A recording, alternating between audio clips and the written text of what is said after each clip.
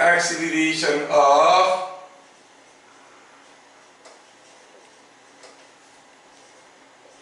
center of mass, ठीक है, centre of मास का एक्सीलरेशन। वैसे हमें मालूम है what is velocity of centre of मास। हमें मालूम है कि velocity of centre of mass is 1 by summation of mi, which is practically a constant. Sum of all masses is a constant into m1 v1 m2 v2 और ये सबको जोड़ो तो आ जाएगा। तो if I differentiate both the sides, dvcm by dt is equal to 1 by summation of mi, ये तो रहेगा ये m1 dv1 by dt dv2 by dt, दोनों तरफ को डिफरेंशिएट कर दिए, that is 1 by summation of mi m1 a1 dv by dt क्या होता है, rate of change in velocity, plus ये m2 छूट गया है, m2 छूट गया था, m2 a2 and so on, ठीक है। तो velocity of centre of mass मिल गया, तो उसमें से हम निकाल दिए acceleration of centre of mass. थोड़ा इसका मतलब समझते हैं। सपोजिंग हम कहेंगे कि यहाँ पर कुछ मासेस पड़े हुए हैं, say this is m1, this is m2 and this is m3। Suppose they are all charged balls, ये एक पॉजिटिवली चार्ज बॉल है, ये एक नेगेटिवली चार्ज बॉल है, ये एक पॉजिटिवली चार्ज बॉल है। अब इनके बीच में लाइक चार्जेस में रिपल्शन होता है और लाइक चार्जेस में अट्रैक्शन होता है। इसके अलावा मान लो कि इसके ऊपर कुछ फोर्स आ रहा है ऐसे, जिसको हम कहेंगे एक्सटर्नल फोर्स, आपस में फोर्स है, एक बाहर से फोर्स। अब ऐसा हाल में थोड़ा ध्यान से देखो, ये दोनों एक दूसरे को अट्रैक्ट कर रहे होंगे, ये इसको खींचेगा इधर विथ F1 फोर्स, तो ये इसको खींचेगा इधर with F1 force, but they are vectors. अगर ये F1 हुआ, ये -F1 होगा, इन दोनों के बीच में रिपल्शन हो रहा होगा, ये इसको रिपेल करेगा विथ F2, तो ये भी इसको रिपेल करेगा विथ -F2, क्योंकि F2 हुआ, ये -F2 हुआ। अब इन दोनों के बीच में अट्रैक्शन है, मान लो कि m1 m2 को खींच रहा है F3 में, तो ये इसको भी खींच रहा होगा और ये फोर्स को हम कहेंगे -F3। अब क्या है कि इसके ऊपर दो फोर्स आ रही है, ये चलेगा, इसके ऊपर भी दो फोर्स आ रही है, ये भी चलेगा, इसके ऊपर तो 3 फोर्स आ रही है, ये भी चलेगा। नाउ अगर m1 का एक्सीलरेशन a है, हम तो जानते हैं mass into acceleration is net force, ये जानकारी सबके पास है। तो अगर m1 का एक्सीलरेशन a1 है, तो what is that, net force on m1। Net force on m1 means m1 के ऊपर जितने फोर्स आ रहे हैं सारे का वेक्टर सम क्या क्या आ रहा है, external force F1 -F3। Similarly m2 a2 क्या रिप्रेजेंट करेगा, net force on m2। Net force on m2 क्या है, vector sum of F3 and -F2। m3 a3 क्या रिप्रेजेंट करेगा, m3 a3 will represent net force on m3, what is that, F2 and -F1। अगर ये तीनों को जोड़ते हैं, इधर मिलेगा समेशन ऑफ mi ai, इधर क्या मिलेगा, समेशन ऑफ mi, यही तो है, इधर क्या मिलेगा देखो तो, ये -F1 ये +F1 गए, ये +F2 ये -F2 गए, ये +F3 ये -F3 गए, क्या बच गया, ओनली द एक्सटर्नल फोर्स, है ना। तो हम क्या कहेंगे इसमें, कहेंगे this whole thing can be written as net external force on the system by summation of mi। तो acceleration of centre of mass होता है क्या कि external force on the system by total mass. ठीक है, तो ये तीनों अब मूव करेंगे, लेकिन उनका सेंटर ऑफ मास का एक्सीलरेशन क्या होगा? आप या तो ये फॉर्मूला लगा सकते हो या फिर ऐसे निकाल सकते हो, summation of net external force by MI.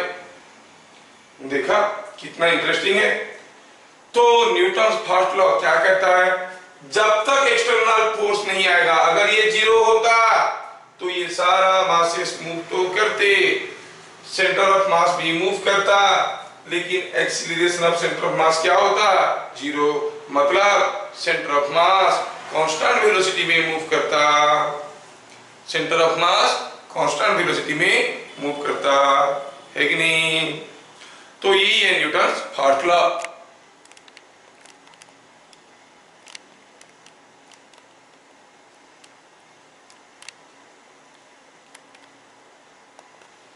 समझ में आ गया? हाँ, अब बोल सकते हो, कुछ बोलना चाहते हो? आज की पूरा डिस्कशन से हमें मिला कि velocity of centre of mass होता है summation of m1 v1 m2 v2 all this by summation of m/। Acceleration of centre of mass होता है summation of m1 a1 m2 a2 ये सब divide by summation of m/। और net external force by total mass of the system. अगर आप लोग ये चीज समझ गए हो तो मैं इसके ऊपर आपको एक एग्जांपल देना चाहूंगा। ठीक है,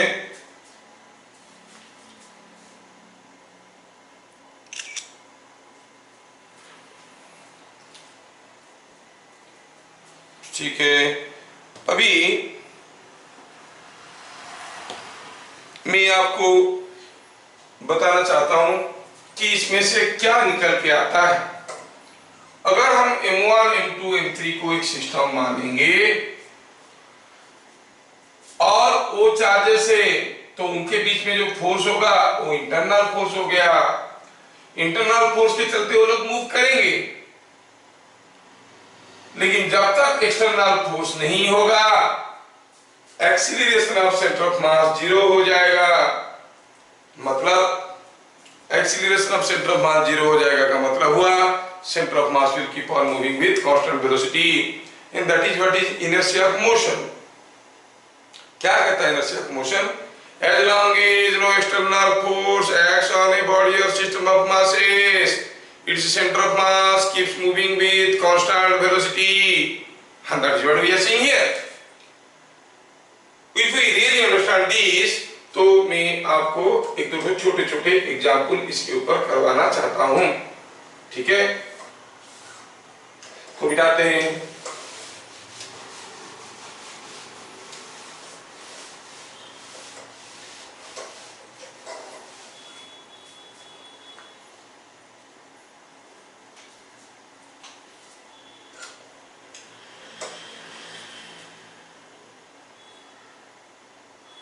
Supposing I take a case of a pulley, जो नए बच्चे ज्वाइन किए हैं उनको मालूम नहीं है, आई से सॉरी फॉर इट, उनको बोला गया था जल्दी जल्दी पढ़ने के लिए। ठीक है, ये एक पुली है, काफी लोगों को इसके बारे में आता है, तो जिनको नहीं आता है वो आंसर लिखते वक्त वी नो दैट लिख देना, किसी को पता नहीं चलेगा कि इनको नहीं आता है। हम जानते हैं कि अगर ये मास 3 kg का है और ये मास 2 kg का है, तो ये मासेस तो मूव करेंगे, ये नीचे जाएगा और ये ऊपर, है ना। तो और हमें मालूम है कि ऐसा केसेस में एक्सीलरेशन क्या होता था? एक्सीलरेशन होता था 3 - 2/3 + 2 × g m2 - m1/m2 + m1 × g। It is coming out to be, g को अगर 10 ले लेंगे तो होता है 1, ये हो गया 5, तो हो गया 2 m/s²। टेंशन क्या होता था? Tension was the tension in the thread। ये क्या होता था? 2 × 3 × 2/2 + 3 × g, ये कितना हो गया? 24 न्यूटन। ये जानकारी हमारे पास है। पूछा क्या गया है, find acceleration of centre of mass of the two blocks. अब ये दोनों ब्लॉक मूव करेंगे, उनका सेंटर ऑफ मास कहीं ना कहीं होगा, उसका एक्सीलरेशन बताओ। और हमारे पास ये दो फॉर्मूले, पहला फॉर्मूला क्या है, acceleration centre of mass is given by summation of mi bye summation of mi। ठीक है, तो यहां पर m1 है 2 kg, उसका एक्सीलरेशन है 2 इन द अपवर्ड डायरेक्शन, तो a1 is 2 j cap. m2 है 3 kg, उसका acceleration 2 j cap but downward है, तो विल राइट -2। कहां से है, ये फॉर्मूला हमें मालूम है, जेई में आ चुका है, जेई में आ चुका है। अच्छा, ये ऐसा है, m1 m2 हमें मिल गए, तो फॉर्मूला लगाते हैं थोड़ा।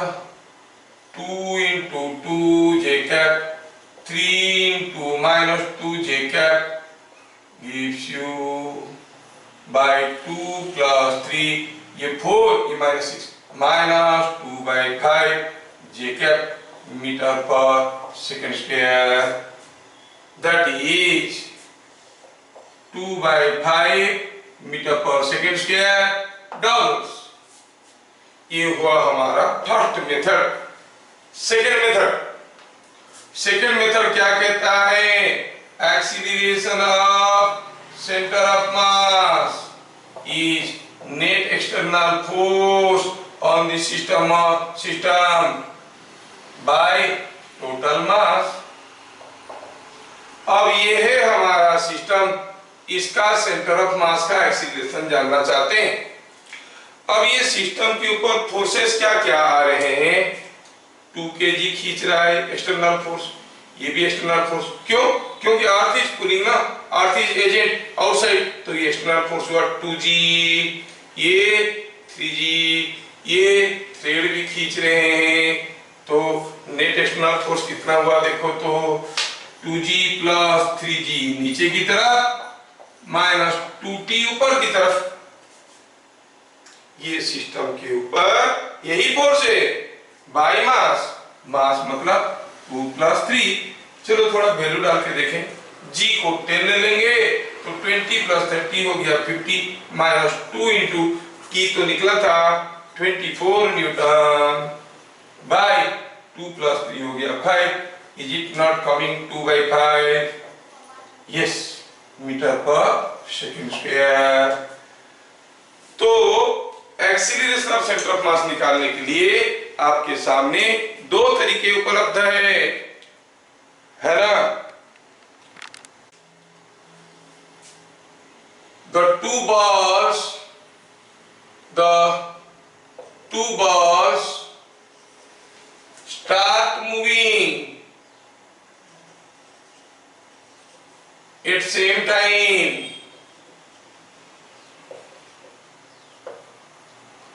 they strike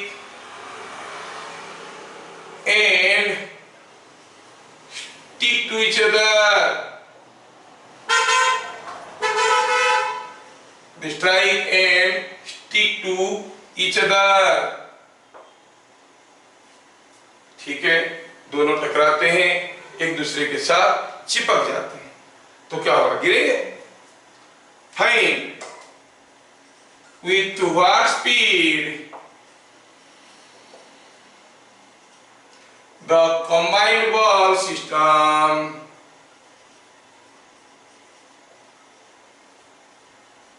strike the floor, कितना स्पीड में ये कॉम्बाइंड बॉल सिस्टम फ्लोर को स्ट्राइक करता है, ये हमें देखना है। अब ये दोनों टकराए, चिपक गए, फिर गिरे। इसको करने के लिए बुक वाले बहुत लंबे चौड़े मेथड लेते हैं, लेकिन हम लोग तो सेंटर ऑफ मास की कंसेप्ट से करने वाले हैं। थोड़ा समझते हैं कि कैसे करेंगे इसको। अगर ये 4 kg है, ये 4 kg है और इसको सिस्टम मान लेते हैं तो उनका सेंटर ऑफ मास बीचों बीच था। Initial height of centre of मास, अगर ये 40 मीटर था तो ये कितना होगा हाइट 20 मीटर, क्योंकि दोनों बराबर मास है।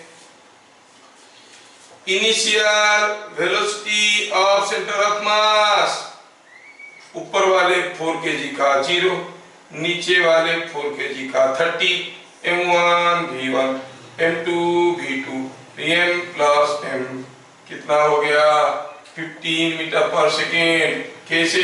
ऊपर की तरफ। Acceleration of centre of mass, centre of मास का एक्सीलरेशन क्या है? Net force by mass. और ऊपर वाले का एक्सीलरेशन g, वो भी नीचे की तरफ है ना, नीचे वाले का एक्सीलरेशन उसका भी g बाय 4 प्लस 4। ये जब ऊपर जा रहा था एक्सीलरेशन तो नीचे की तरफ था, so we call it minus g। इसका एक्सीलरेशन भी नीचे की तरफ था, minus g। m1 a1 m2 a2 by m1 plus m2 is giving you minus g। अच्छा, अब ये दोनों कहां पे मिले, कैसे गुल खिले, हमारे जानने की कोई जरूरत नहीं है। हमें पूछा गया है ये कॉम्बाइंड बॉल सिस्टम जमीन पे कितना स्पीड में गिरेगा। जब दोनों चिपके हुए एक दूसरे के साथ और जमीन पे गिरे, दो बॉल चिपके हुए और जमीन पे गिर रहे हैं, वो जितने भी वेलोसिटी में गिरेंगे वही होगा वेलोसिटी ऑफ सेंटर ऑफ मास, क्योंकि सेंटर ऑफ मास तो उनके अंदर रहेगा। ये दोनों पेन एक दूसरे के साथ चिपके हुए अगर गिर रहे हैं, जितने भी वेलोसिटी में जा रहे हैं, सेंटर ऑफ मास का भी तो वेलोसिटी वही होगा। तो पूछा गया है with what velocity, what speed combined ball system strike the floor, that is nothing but velocity of center of mass पूछा गया है। it is velocity of center of mass upon striking floor, यही पूछा गया है। अच्छा, सेंटर ऑफ मास यहां था, उसका इनिशियल वेलोसिटी कितना था 15, है ना, सेंटर ऑफ मास का इनिशियल वेलोसिटी था 15। अब ये सेंटर ऑफ मास यहां से चलना शुरू किया और थोड़ी देर के बाद आके नीचे गिरा। तो what is the displacement of centre of mass? Centre of मास का डिस्प्लेसमेंट कितना हुआ? ऐसे गया, ऐसे गिरा, यहां से यहां पर आया। Shortest distance between the two points कितना है वो 20 मीटर, वो भी नीचे की तरफ है, so we write minus 20 metre. अब देखो सेंटर ऑफ मास के बारे में कितना जानकारी है हमारे पास। We know the displacement of centre of mass, initial velocity of centre of mass, acceleration of center of mass. Can you not find out the velocity of center of mass? Yes, we can find. क्या है? VCM का square is equal to UCM का square plus 2ACM SCM, V square is equal to U square plus 2S। U तो मालूम है, सब दिया हुआ है, तो कितना हो जाएगा VCM का स्क्वायर UCM का स्क्वायर 15 का square ACM minus G SCM minus 20, कितना होगा देखो तो 20 into 2 is 40 into 10 is 400 and 225 is 625। तो VCM कितना होगा root over of 625, that is 25 metre पर second. So the velocity of center of mass upon striking the floor will be 25 metre पर second. इसका मतलब the speed with which the combined ball system strike the floor is 25 metre पर second, 25 metre पर second.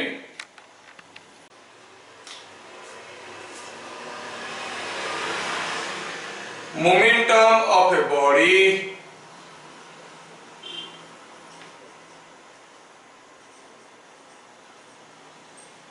is defined as momentum of a body is defined as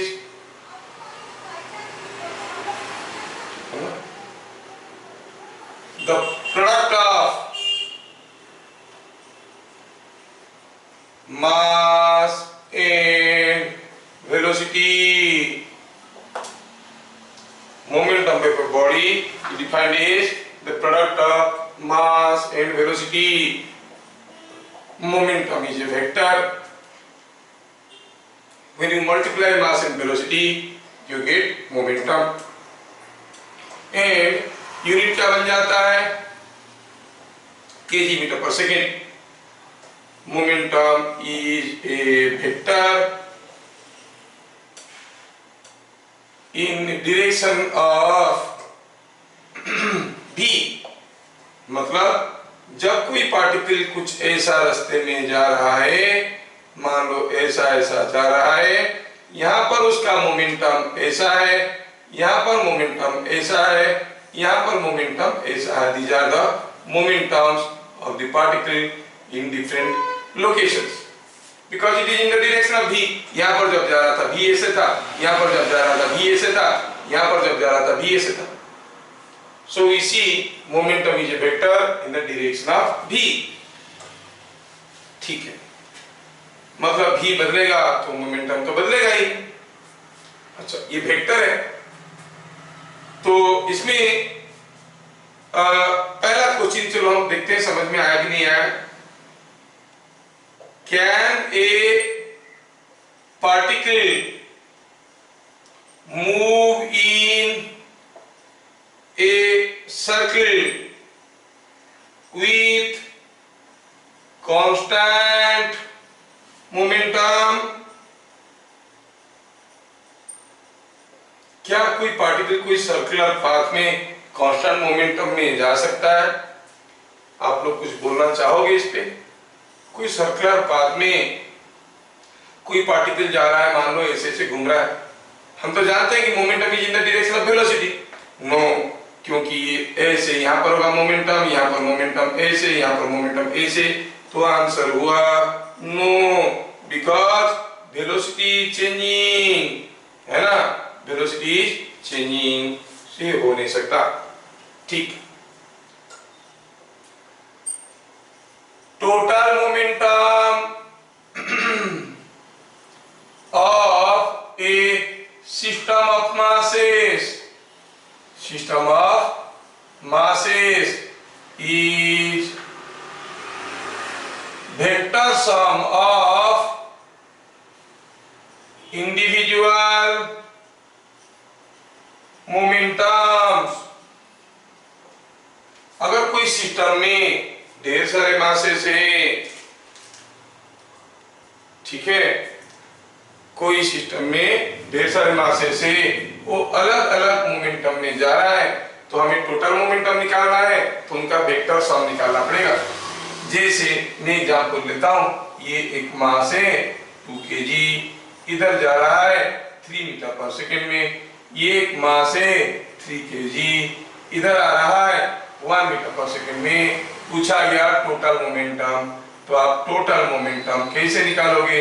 vector sum है भाई, 2 into 3 I cap because it is in this direction, plus 3 into -1 I cap because it is in the opposite direction.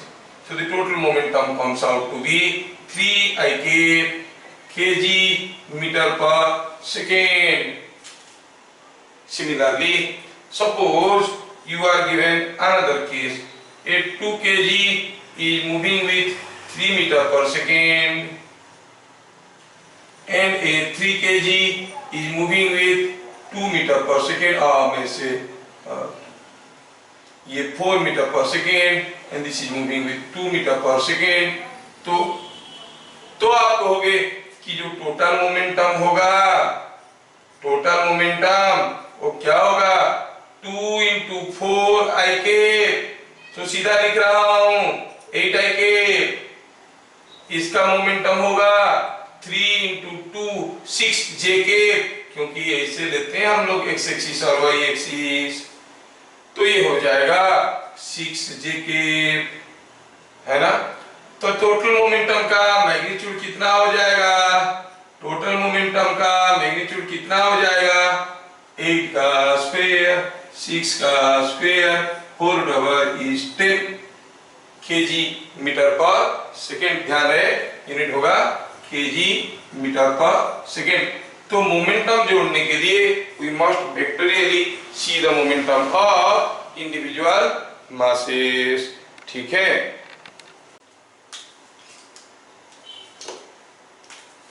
For a rigid body in translatory motion, मतलब linear motion, कोई body translatory motion में है कब कहेंगे, अगर body का हर एक point का वेलोसिटी किसी भी इंस्टेंट में बराबर है, अलग अलग समय में अलग अलग है। जैसे हम कहेंगे ये कोई एक बॉडी है, ये ट्रांसलेटरी मोशन में कब कहेंगे, जब भी देखो किसी भी एक समय में ये पॉइंट जैसे जा रहा होगा, ये वैसे ही जा रहा होगा, ये वैसे ही जा रहा, सारे पॉइंट का वेलोसिटी बराबर होंगी, तो हम कहेंगे ये ट्रांसलेटरी मोशन है।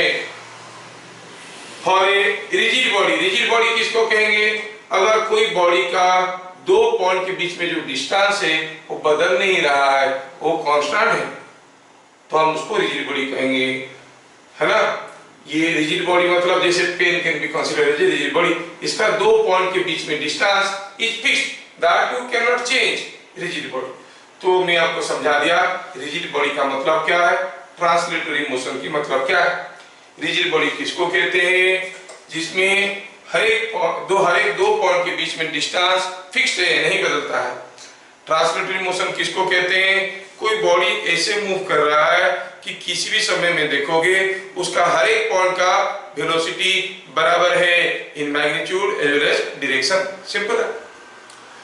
तो for a rigid body in translatory motion आपको मालूम होगा the kinetic energy is half mv²। आप चाहो तो इसको m²/2m लिख सकते हो, एक m डिवाइड किया, एक m मल्टीप्लाई किया, so this comes out to be mv तो है p, तो it is p²/2m। So kinetic energy is p²/2m। ये फॉर्मूला आपको हर जगह मिलेंगे, हर टीचर बताएंगे। 11th क्लास का कोई भी बच्चे को पूछोगे बता देगा, लेकिन ध्यान में रखना formula is not always applicable, it is applicable for rigid body in translatory motion. Supposing हम कहेंगे यहाँ पर कोई एक ब्लॉक है, ये एक दूसरा ब्लॉक है, आपने इसको धक्का दे दिया तो ये मूव करने लगा, ये भी मूव करने लगा, लेकिन इन दोनों के बीच में डिस्टेंस तो कम ज्यादा हो सकता है। This is not rigid body. अगर किसी एक समय में इसका वेलोसिटी v1 है, इसका वेलोसिटी v2 है, तो हम कहेंगे जो काइनेटिक एनर्जी होगा, टोटल काइनेटिक एनर्जी, और जो टोटल मोमेंटम होगा, ये टोटल मोमेंटम का square by 2 × total mass is not equal to the kinetic energy because the distance between them is changing. Kinetic energy is not total momentum का square by total mass. Why? Because this is applicable for a rigid body. I can give you one more example. Suppose here is a disc which is rotating. ये disc अभी घूम रहा है, ठीक है, घूम रहा है, ठीक है, यहाँ पर दिखाते हैं कि डिस्क अभी घूम रहा है। अब ये डिस्क के बारे में सोचो, इस डिस्क का हर एक पार्टिकल मूव कर रहे, किसी एक समय में ये वाला पार्टिकल जितना जोर से इधर जा रहा था, ये वाला पार्टिकल उतने ही जोर से इधर जा रहा था। और अगर ये दोनों पार्टिकल का मोमेंटम को देखेंगे, इसका मोमेंटम जितना होगा इसका इक्वल अपोजिट होगा, दोनों को मोमेंटम को जोड़ो what is the total momentum? 0। तो ऐसे आप देखोगे हर एक पार्टिकल के लिए एक अपोजिट पार्टिकल मिलेगा और नेट मोमेंटम क्या है? हियर नेट और टोटल मोमेंटम इज 0। लेकिन टोटल काइनेटिक एनर्जी, ये सारा पार्टिकल का काइनेटिक एनर्जी को जोड़ो, kinetic energy is energy, energy is scalar quantity, scalar quantity को जोड़ो, सारा स्केलर क्वांटिटी को जोड़ोगे you will get the total kinetic energy which is not 0। So what we observe, the kinetic energy is not equal to P square by Vm। वही क्यों नहीं हुआ? Formula तो निकाले थे। हाँ, फॉर्मूला वैलिड था फॉर ट्रांसलेटरी मोशन। ये ट्रांसलेटरी मोशन नहीं है। किसी भी समय में हर एक पार्टिकल का वेलोसिटी बराबर नहीं है। स्पीड बराबर हो सकता है, वेलोसिटी नहीं। ये इधर जा रहा था, ये इधर जा रहा था। ये रिजिड बॉडी है, जबकि दोनों पॉइंट के बीच में डिस्टेंस हरदम कांस्टेंट रहता है। रिजिड है लेकिन ट्रांसलेटरी मोशन नहीं है, तो फॉर्मूला लगेगा नहीं। कहने का मतलब हुआ ये फॉर्मूला तब लगेगा जब कोई रिजिड बॉडी ट्रांसलेटरी मोशन में रहेगा, नहीं तो ये फॉर्मूला नहीं लगेगा। ठीक है, ठीक है। क्वेश्चन नंबर पॉइंट नंबर 3, यहां पर और एक चीज हम लोग देखेंगे। हम लोग देखेंगे what is change in momentum. Change in momentum क्या होता है? आप कहोगे कि change in momentum is always final momentum minus initial momentum. So delta P क्या है? P final minus P initial, the difference. और आपको वेक्टर सब्ट्रैक्शन आना चाहिए। Change in momentum is final momentum minus initial momentum. ठीक है, तो अगर हम कहेंगे इस केस में सपोज हम कहेंगे कि ये कोई एक वॉल है, एग्जाम्पल ले रहे, कोई बॉल 2 kg का 8 मीटर पर सेकेंड में आया, टकराया और वापस गया। कितना स्पीड में? चलो मानते हैं 6 मीटर पर सेकेंड स्पीड में। Find delta P, the change in momentum. कैसे निकालेंगे? कैसे निकालेंगे चेंज इन मोमेंटम? पहले निकालेंगे initial momentum. What is P initial? टकराने से पहले इधर जा रहा था, क्या था momentum? Mass into velocity, it was 2 into -8 I cap, है कि नहीं? उल्टा डायरेक्शन में था, सो -16 I कैप kg मीटर पर सेकेंड। फाइनल मोमेंटम, फाइनली तो इधर जा रहा था, कितना हुआ? 2 into 6 I cap, that is 12 I cap kg metre पर second. Change in momentum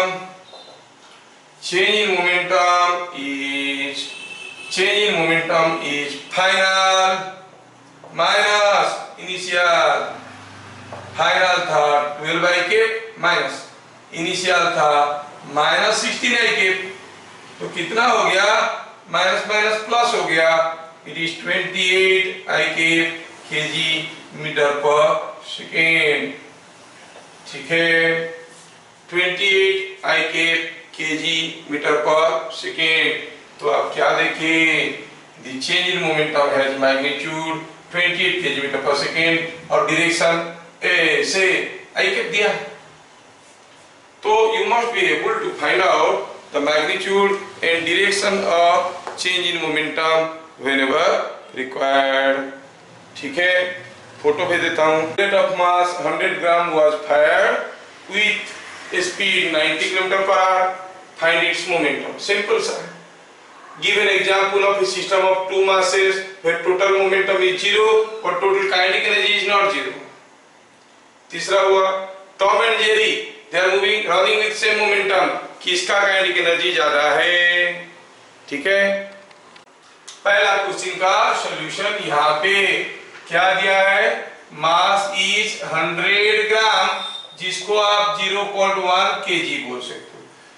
velocity is 90 kilometre per hour, that is 90 into 5/18 is 25 metre पर सेकेंड।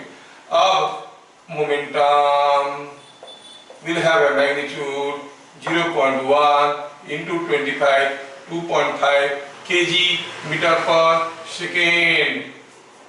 फाइन, क्वेश्चन नंबर 1 का हो गया। 2 example of system of 2 masses, total momentum 0 but total kinetic energy not 0। अरे कितना simple है, कोई मास m इधर जा रहा है v में, कोई दूसरा मास m वो भी इधर आ रहा है v में, momentum total mv minus mv 0। Kinetic energy इसका आप mv square, but kinetic energy is scalar quantity, it is mv square. Kinetic energy is not 0 but momentum is 0, है ना।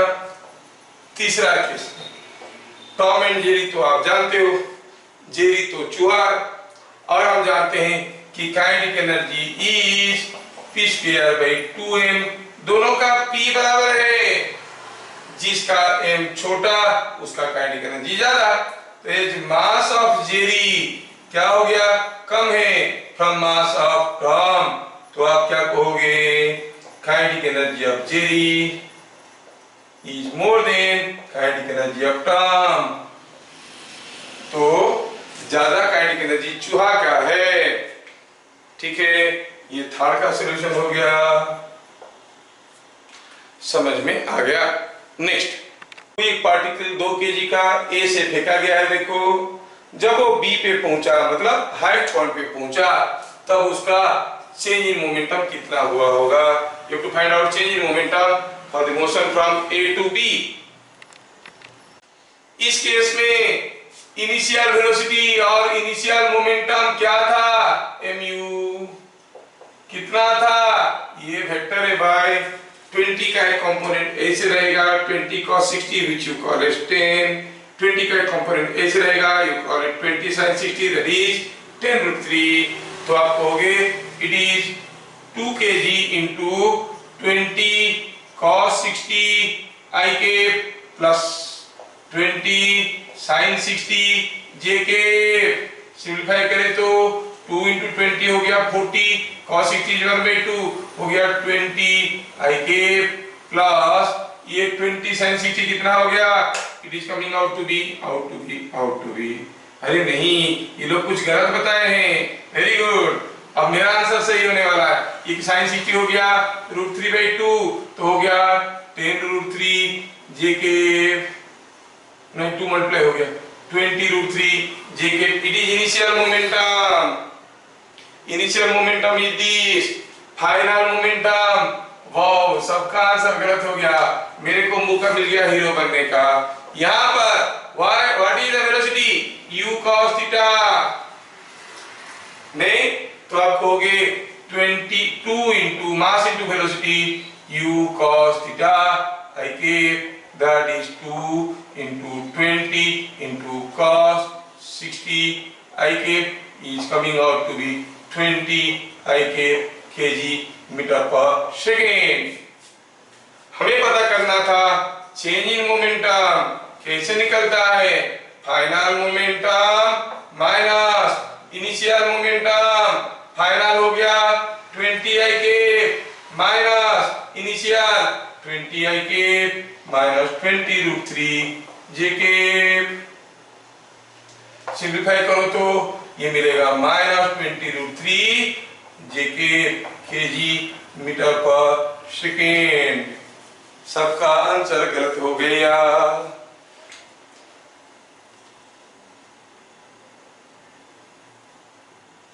कोई बोल रहा है रेजोल्यूशन कम करिए सर, डाटा खत्म हो रहा है सरसरा के, वो तो होता है।